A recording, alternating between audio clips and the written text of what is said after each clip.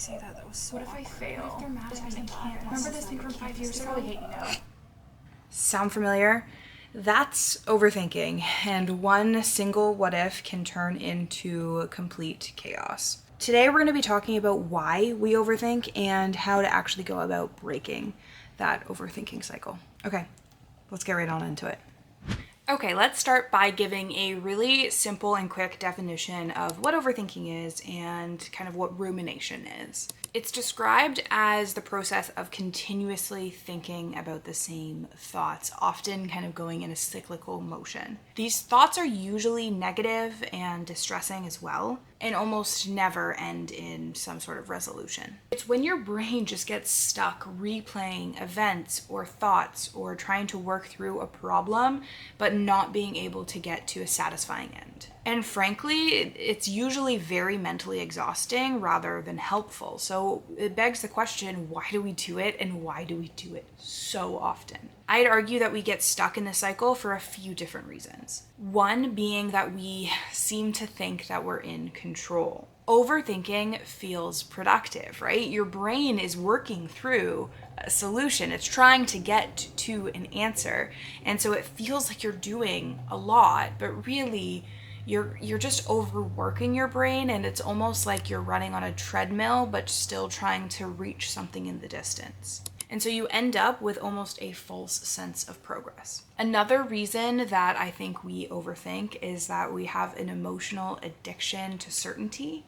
The brain absolutely loves certainty. We hate anything unfinished, uncertain, and we crave it almost like a drug. Overthinking is simply an attempt to resolve any ambiguity that we may be experiencing. And this is the case even if no clear answers exist. And then finally, I think that we end up in a habit loop.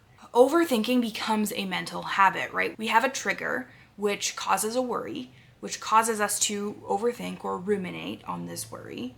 And eventually we start to feel some sort of temporary relief, which obviously boosts dopamine, makes us feel good, and that tricks our brain into thinking that it worked. But then because you didn't find a solution, you end up right back at the very beginning. That trigger happens, you're gonna have the exact same worry. And so I've heard of so many different suggestions on what you should do if you're overthinking, and none of them have really worked for me. I think the people that don't overthink at all will just kind of look at this being as a kind of non-problem and simply say, well, don't think about it.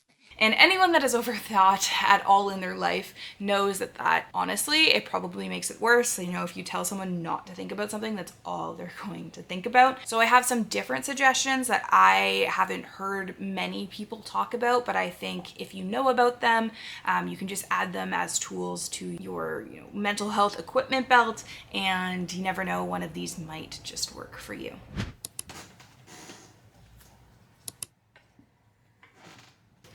The first is to sit in the designated worry chair. And now I know this may seem a little bit ridiculous, and obviously you don't need a sign like mine. You're welcome to put one, but the thinking behind this is that if you designate a very specific spot where it's the only place that you can overthink, ruminate, worry, it kind of removes some of the excitement for your brain. Over time, this isolation will in fact limit the amount of time that you spend overthinking and rewire your brain to find it less exciting. The second thing that you can do is set a timer for 3 minutes, get a piece of paper, and begin writing out all of your worries.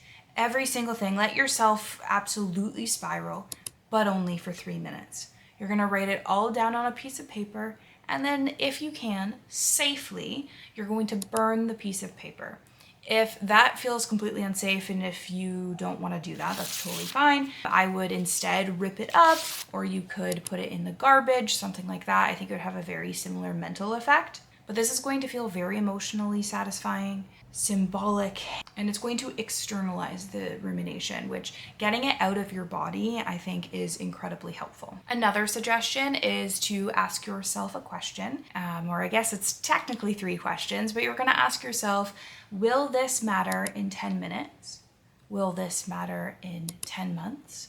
And finally, will this matter in 10 years? It helps to train the brain into taking perspective, taking more of kind of a bird's eye view on the situation, and honestly just having real mental thoughts and awareness about what you're thinking about, rather than continuing to spiral, but rather to kind of take a different perspective and slow down that spiraling will help kind of lessen that intensity and hopefully help you to be able to exit out of the overthinking cycle. And finally, the last is kind of something that I pulled from meditation practices, but it would be to picture your thoughts, your overthinking thoughts, as almost a parade moving kind of down the street. So you can watch it as it's right in front of you, but then slowly it starts to trail away. And this is something that they often use in meditation practices of, it's really hard to not think at all when you're meditating. So instead,